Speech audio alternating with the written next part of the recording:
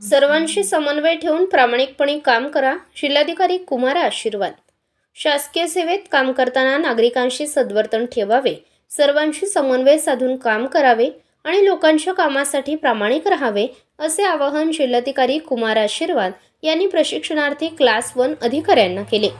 जिल्हा नियोजन मंडळ सोलापूर येथे पुणे येथील यशवंतराव चव्हाण विकास प्रशासन प्रबोधिनी अंतर्गत शासकीय सेवेत नुकतेच रुजू झालेले उपजिल्हाधिकारी, गटविकास अधिकारी, अतिरिक्त मुख्य लेखा व वित्त अधिकारी, अतिरिक्त परिवहन अधिकारी, बालविकास प्रकल्प अधिकारी अशा एकूण 31 प्रशिक्षणार्थी अधिकाऱ्यांनी जिल्हा प्रशासनाच्या विविध कार्यालयांना भेट देऊन कामकाजाची माहिती घेतली.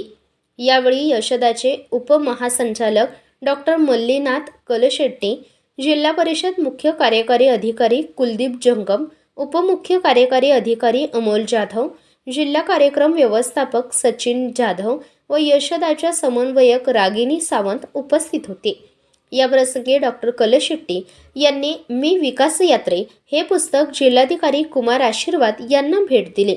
मार्गदर्शन करताना जिल्हाधिकारी म्हणाले की सकारात्मक दृष्टिकोन ठेवल्यास प्रत्येक कामात मार्ग निघतो. शासन निर्णयांचा अभ्यास करून नियमांच्या चौकटीत राहून प्रश्न सोडवावेत.